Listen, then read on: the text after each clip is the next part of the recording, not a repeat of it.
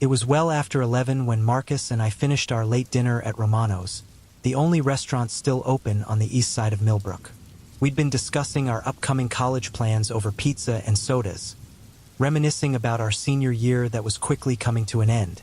As we walked toward my truck parked under a flickering streetlight, Marcus suddenly stumbled. I turned to see him pressing his palm against his forehead, his face drained of color. "You all right, dude?" I asked, concerned. "That pizza wasn't that bad, was it?" Marcus shook his head slowly, his eyes unfocused. "Something's wrong, Jake," he whispered. "I can't. Everything's blurry." He doubled over, clutching his abdomen as his knees buckled. I caught him just before he hit the pavement. His breathing was labored, each gasp sounding forced and painful. Fear shot through me like ice water. This wasn't food poisoning or exhaustion. "We're getting you to Riverside Medical," I said, half carrying him to the passenger side. "Right now." I barely got him buckled in before he lost consciousness completely. His head rolled back against the headrest, skin pale and clammy. I gunned the engine and raced through the empty streets. The town bathed in an eerie orange glow from the sodium streetlights that made everything look unreal. Riverside Medical Center loomed ahead, its windows glowing like beacons in the night. I screeched into the emergency bay and killed the engine. The sliding doors opened with a mechanical whoosh as I struggled to get Marcus inside. "Help!" I shouted into the sterile brightness.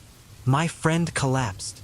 Two orderlies rushed over with a wheelchair, quickly transferring Marcus and wheeling him through a set of double doors marked "Authorized Personnel Only."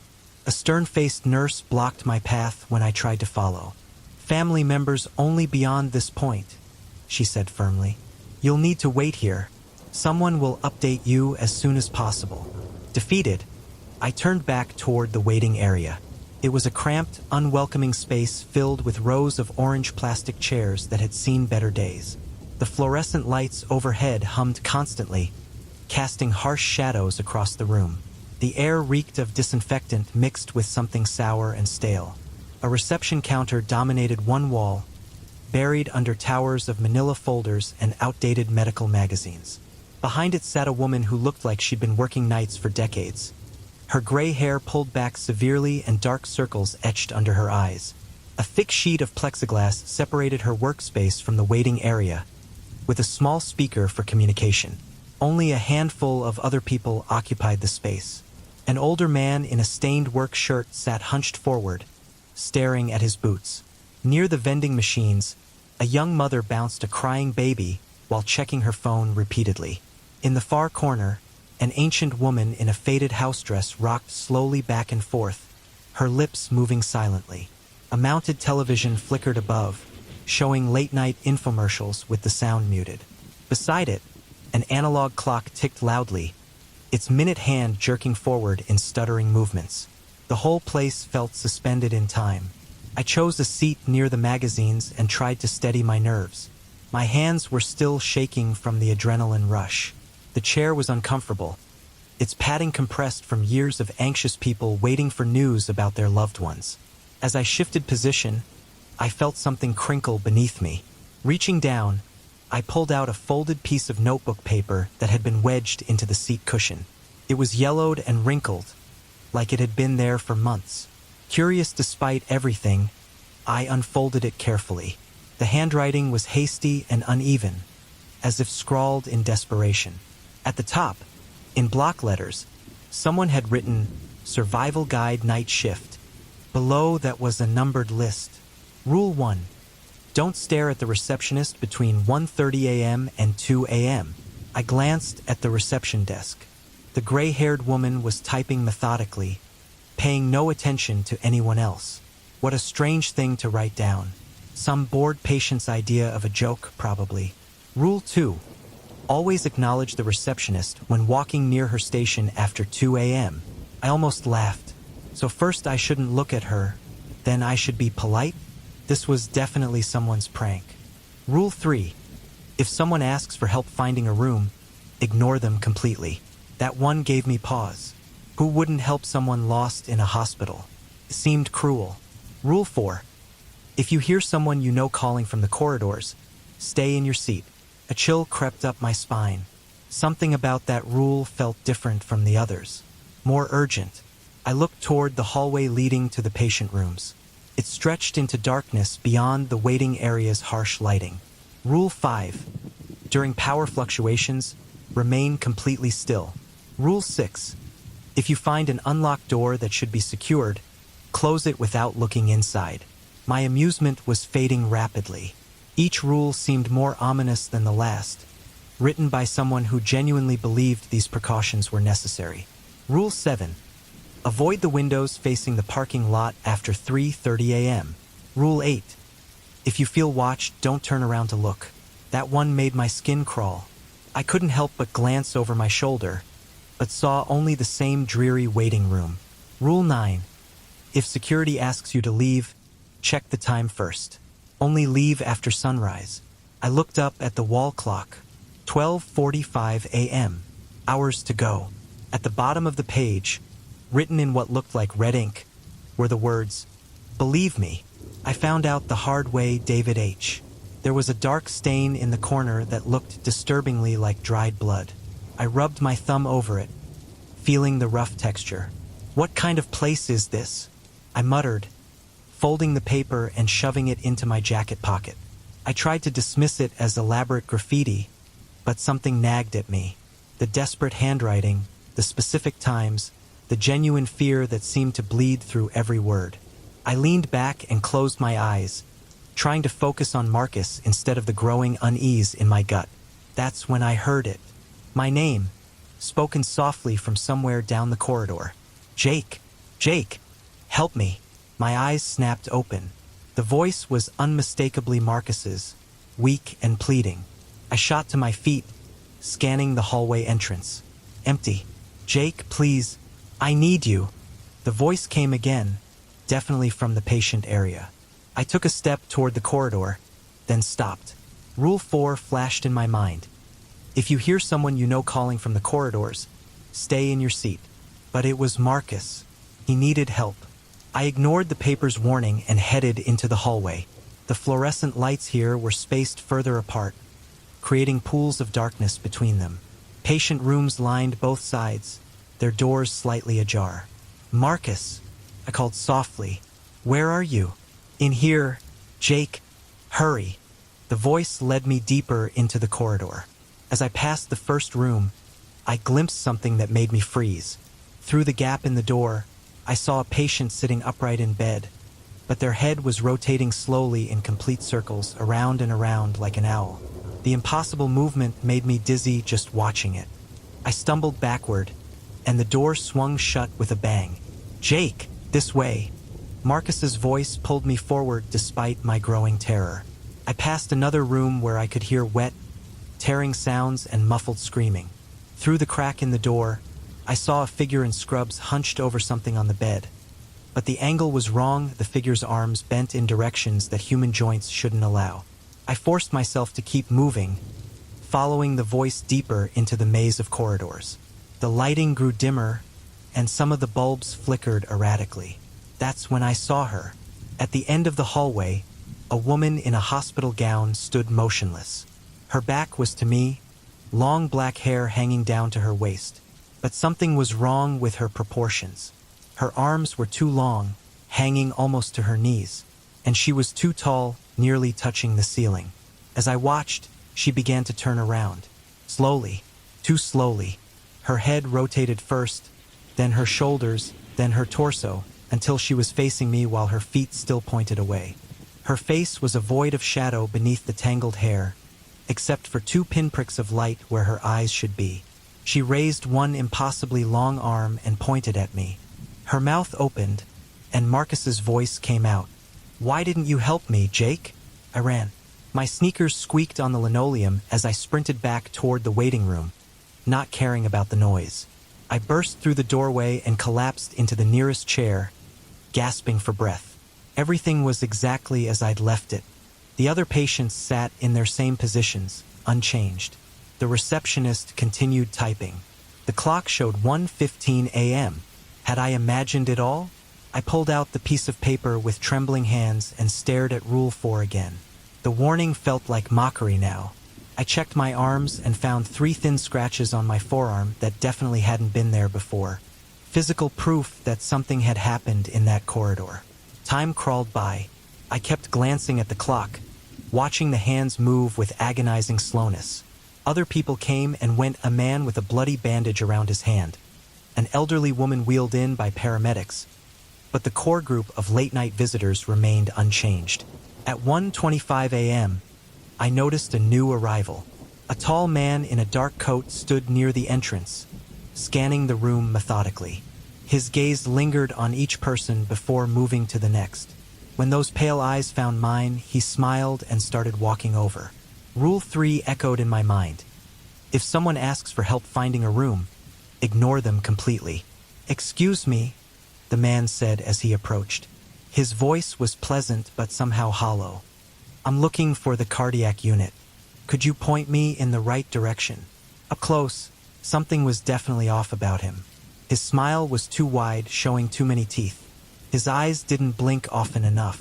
And when he moved, it was with an odd, gliding motion that didn't quite match normal walking. I forced myself to look away. "Can't help you," I mumbled. "Are you sure?" His voice took on a wheedling quality. "It's very important. My father is waiting for me." I shook my head, staring at my shoes. From the corner of my eye, I saw his smile falter. Then, without another word, he turned and walked toward the reception desk. But instead of going around it, he passed straight through the solid barrier like it was made of air. The receptionist didn't react at all. The man looked back at me once more, that unsettling grin returning, before dissolving into the shadows near the back wall. I was shaking now, the paper clutched in my sweaty palm. These weren't pranks or coincidences. Something was fundamentally wrong with this place. The clock hit 1:30 a.m., and I remembered Rule 1. I kept my eyes firmly fixed on the magazine rack, avoiding any glance toward the reception desk. But I could feel something change in the room's atmosphere. The temperature seemed to drop several degrees. In my peripheral vision, I sensed movement near the reception counter. The steady clicking of typing had stopped. I heard the squeak of a chair, then footsteps. Slow, deliberate footsteps heading in my direction. I squeezed my eyes shut and held my breath. The footsteps grew closer, accompanied by a rustling sound like fabric dragging across the floor. I could smell something now, antiseptic mixed with something organic and unpleasant, like flowers left too long in water. The presence stopped directly in front of my chair. I could feel eyes boring into me, studying me with unnatural intensity. My heart hammered against my ribs. Then, after what felt like hours, the footsteps retreated. I heard the chair squeak again, and the typing resumed. When I finally opened my eyes, the clock showed 2:05 a.m. The receptionist was back at her station, apparently unchanged. But I noticed something different about her now. Her typing rhythm was off, too fast and mechanical, like a machine running at the wrong speed. I remembered Rule 2 and forced myself to stand up. My legs felt like jelly, but I managed to walk past the reception desk. "Good morning," I said quietly. She didn't acknowledge me, but the typing slowed to a normal pace. I made a circuit around the waiting room, trying to work off my nervous energy. As I walked, that familiar chill began creeping up my spine. The temperature drop was subtle but unmistakable. Something was following me, staying just out of sight. Rule 8 burned in my memory. If you feel watched, don't turn around to look. The sensation grew stronger with each step. I could almost feel breath on the back of my neck, cold and clinical. My instinct screamed at me to spin around and confront whatever was there, but I gritted my teeth and kept walking. By the time I completed the circuit and sat back down, sweat was beading on my forehead despite the chill. The presence faded, but the oppressive atmosphere remained. Hours passed in this fashion. I followed the rules religiously, avoiding eye contact during certain times, acknowledging the receptionist when required, ignoring strangers who asked for directions. Each time I followed the guidelines, nothing terrible happened. Each time I was tempted to break them, I remembered the scratches on my arm and the impossible things I'd seen in the corridor. Around 4 a.m., I heard the sliding doors open again. I looked up, expecting another late-night emergency, and felt my heart nearly stop. It was Marcus. He looked completely normal, healthy color in his cheeks, clean clothes, steady on his feet. Relief flooded through me so powerfully that I nearly cried. "Hey, Jake," he said casually, sliding into the chair next to mine. "They discharged me. Said it was just low blood sugar or something." "Marcus," I grabbed his shoulder, needing to confirm he was real. He felt solid, warm, human. "Man, you scared me to death. Are you sure you're okay?" "Yeah, totally fine now." He grinned that familiar lopsided smile. Whatever it was, it passed. The doctors ran some tests and everything came back normal. We talked for a while, and gradually my terror began to subside. Marcus seemed genuinely fine, making jokes about hospital food and complaining about the uncomfortable bed they'd put him in. It all felt normal, real, like the nightmare was finally over. But as we continued talking, something began to bother me. Marcus was telling me about his experience in the ER, but his story kept looping back on itself. He'd described the same nurse 3 times, mentioned the same test results repeatedly. His voice had an odd, rehearsed quality, like he was reciting lines from a script. I was still puzzling over this when I saw a gurney being wheeled past the waiting room entrance. My blood turned to ice. Lying on the gurney, unconscious and hooked up to monitors, was Marcus. I whipped my head back to the chair beside me. Empty. The Marcus I'd been talking to had vanished like smoke. A nurse appeared in the doorway and caught my eye. "Your friend is stable," she said kindly, "but he's still unconscious. We're moving him to intensive care for observation." I stared at the empty chair, my mind reeling. Had Marcus really been here, or had I imagined the entire conversation? The line between reality and hallucination was blurring beyond recognition. The rest of the night passed in a haze of paranoia and exhaustion. I saw things moving in my peripheral vision that weren't there when I looked directly. Heard whispered conversations that stopped the moment I tried to listen. The other patients in the waiting room began to seem less like people and more like mannequins, too still, too perfect in their poses. By 5:30 a.m., I was questioning my own sanity. The rules that had seemed like lifelines now felt like the ravings of a madman. Maybe I was having a complete breakdown. Maybe none of this was real. That's when the security guard appeared. He was a big man with graying temples and kind eyes, wearing a standard uniform with a name tag that read Thompson. He approached with the easy confidence of someone used to dealing with distraught family members. "Sir, I need to ask you to leave," he said gently. "Visiting hours don't start until 8 a.m. You can come back then to see your friend." I nodded, too tired to argue. But as I started to stand, Rule 9 flashed through my mind. If security asks you to leave, check the time first. Only leave after sunrise. I glanced at the wall clock. 5:45 a.m. The windows still showed darkness outside. "I think I'll wait a little longer," I said carefully. "If that's okay." The security guard's friendly expression didn't change, but something flickered behind his eyes. "I'm afraid I have to insist, sir.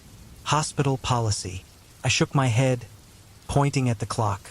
"Just a few more minutes, please." His smile widened, but it was no longer kind.